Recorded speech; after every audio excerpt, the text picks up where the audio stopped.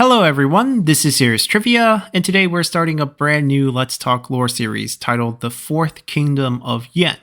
which will cover the rise of the Gongsun clan in the northeastern region of China during the Three Kingdoms period. The scope of this series will stretch from Gongsun Du to his grandson Gongsun Yuan, and touch on their rise to power, their dealings with Cao Cao, and subsequently the Kingdom of Wei, as well as their ascension to becoming a potential kingdom through military expansions against the Gaogou Li in what is modern-day Korea Peninsula, and the diplomatic ties with Sun Quan and the Kingdom of Wu. And of course, we'll end the series with their demise after a short-lived proclamation as the Fourth Kingdom of Yan. So let's get started with episode 1 of the series titled Gongsun Du. Now our story will start in a small town called Xiangping, located in the fringe northeastern commandery of Liaodong during the late Eastern Han Dynasty, roughly sometime between the year 140 and 150, as Gongsun Du would be born bearing the name Gongsun Bao to his father, Gongsun Yan. But soon, his father would actually get in trouble with the law, as the family would have to change their names and flee farther north to the Xuantu commandery,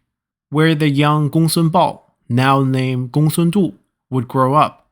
Now, Xuantu was a turbulent commandery, surrounded by nomadic and foreign kingdoms on multiple sides. To the west are the powerful Xianbei nomadic tribes, and to the north is the ambitious kingdom of Fuyu, while to the east is the Gaogou Li kingdom. And as a testament to this turbulent nature, in the year 167, the kingdom of Fuyu will launch a 20,000-man assault targeting the Xuantu commandery, but thankfully, due to the vigilant defense by the local administrator Gongsun Yu, the attack was repelled. Now before we continue on, I just want to clarify that the clan surname of Gongsun was quite common in the northeastern region of China during this period, so just because two characters share the same surname, it does not make them related unless otherwise noted. And in this case, the administrator of Xuantu commandery, Gongsun Yu, has no relations to Gongsun Du. But Gongsun Yu will take a special liking to Gongsun Du, as he would remind him of his own son, who passed away at 18, especially since Gongsun Yu's son was also named Gongsun Bao, which was Gongsun Du's birth name, and they are the same age. So with this special connection paving the way, Gongsun Du was provided an education and given an arranged marriage into the gentry class, as Gongsun Yu took him in as his own son. Then in 169, Gongsun Du will be recommended to serve as a court attendant within the imperial court in Luoyang. And after gaining experience at court, Gongsun Du would eventually climb the political ladder all the way to become the prefect of the Ji province, before ultimately being sacked due to unfounded rumors, sometimes before the Yellow Turban Rebellion. However, given his wealth of experience, Gongsun Du will get his chance to return to politics in 189, when his hometown friend, General Xu Rong, would recommend him to Dong Zhuo, who had just come to power. And with Dong Zhuo hoping to make allies, Gongsun Du was named the administrator of his hometown commandery of Liaodong, which went directly against the standard Han policy of not allowing officials to administer their own home commandery out of fear that they might ferment rebellion or self-rule given their connection to the local region. And this is exactly what will happen with Gongsun Du, even though one can argue that his connection to Liaodong was sparse, given that he did not come from a gentry clan, and he had actually fled from his home commandery during childhood when his father moved the family to avoid punishment from the law. Now, Gongsun Du was not welcomed back to his home commandery with open arms, as many of the local officials there saw him as low class. For example, Gongsun Zhao, who was serving as the mayor of Gongsun Du's hometown of Xiangping, agreed to take in Gongsun Du's son, Gongsun Kang, to serve in his garrison.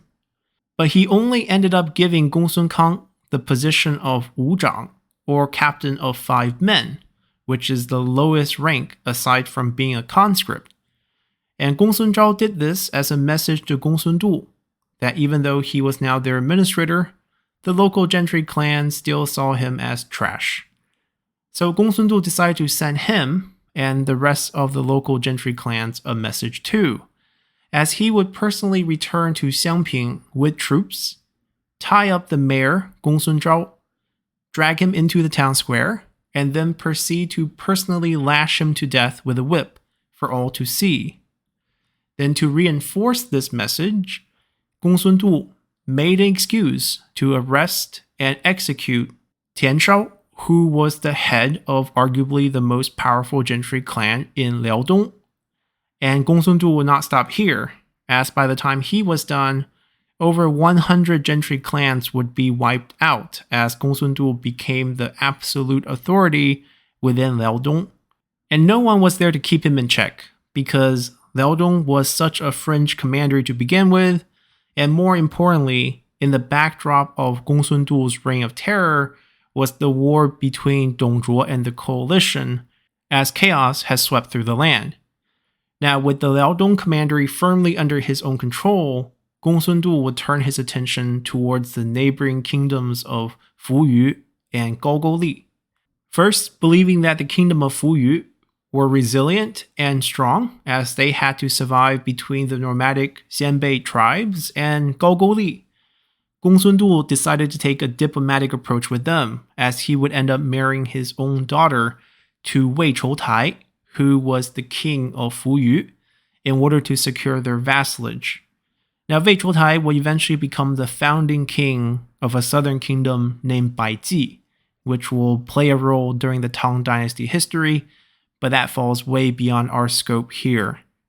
Then, with the kingdom of Fuyu as his ally, Gongsun Du will launch an eastern campaign against the Gaogoli, who he knew well because he had grown up and served in the Xuantu commandery, where he took part in the original Han campaign that had brought the king, Bogu, to submit to the Han as a vassal.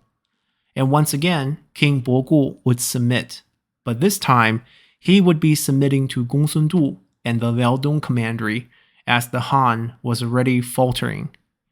Now, with his eastern front pacified, Gongsun Du would strike west towards the Wuhuan nomadic tribes, as he would soon make a name for himself across the land as the new dominant power in the northeast, and as someone who have managed to create a safe haven during a time of turbulence and chaos in central China.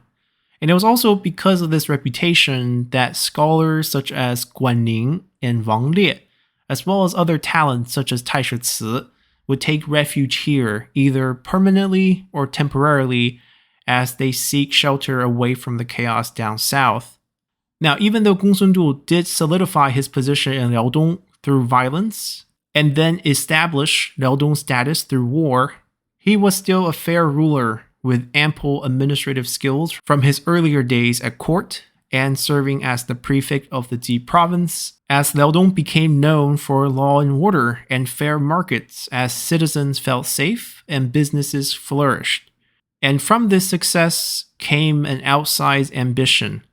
as by 190, with Dongzhuo still in control of the young emperor, Gongsun Du was already starting to make plans to create his own kingdom, as he would tell his 2 most trusted advisors in Liu Yi and Yang Yi that the time of the Han was over, and they must start preparing for their opportunity to create something new in the aftermath. And with that, our episode will also be coming to an end, as we'll continue next time to see how Gongsun Du went from just the administrator of one commandery to a self-proclaimed marquis. So hopefully you all enjoyed this episode enough to hit that like button to help support the channel, and I'll see you all next time. Bye!